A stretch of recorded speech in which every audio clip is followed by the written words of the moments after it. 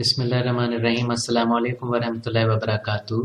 ये प्रोग्राम अहकाम इलाही की इक़साम के बारे में है।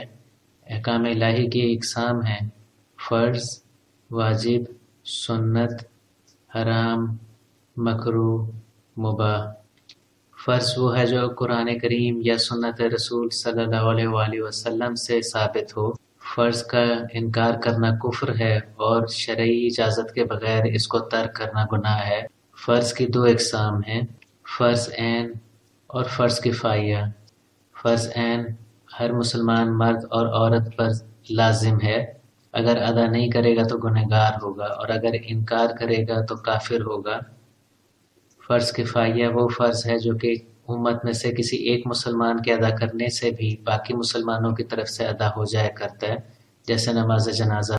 अब हम जान लेते हैं वाजिब के बारे में। वाजिब ऐसा शरई हुक्म है जिस पर अमल करना ज़रूरी है, लेकिन अगर इसे कोई शख्स छोड़ देता है, किसी वजह से इसे अदा नहीं किया जाता, तो वो शख्स कुफर का मुर्तकिब नहीं, यानी वो काफिर नहीं कहा जाएगा। वाजिब को अदा ना करने वाला शख्स भी गुनहगार होता है। सुन्नत ऐसा काम है जो नबी करीम हज़रत मोहम्मद मुस्तफ़ा सल्लल्लाहु अलैहि वसल्लम की ज़िंदगी से साबित हो, यानी ऐसा काम जिसे आप सल्लल्लाहु अलैहि वसल्लम ने किया हो। सुन्नत मौक़दा वो काम है जिसे हज़रत मोहम्मद मुस्तफ़ा सल्लल्लाहु अलैहि वसल्लम ने हमेशा किया हो, लगातार किया हो और या उसको करने का फरमाया हो।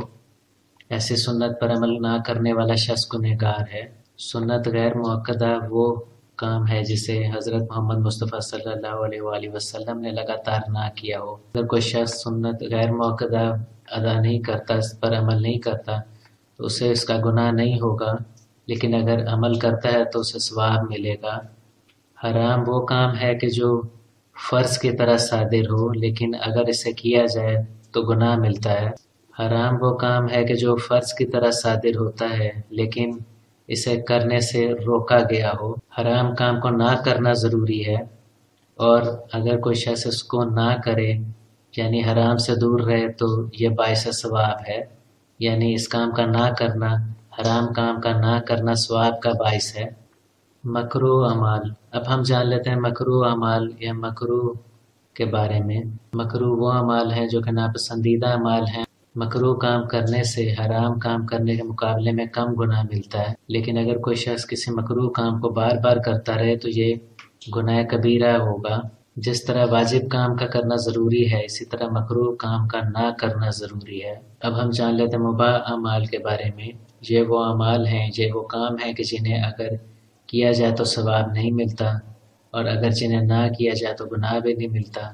ये था हमारा प्रोग्राम अहकाम इलाही की इक़साम के बारे में। अगर आपने हमारे चैनल को अभी तक सब्सक्राइब नहीं किया तो प्लीज़ सब्सक्राइब करें।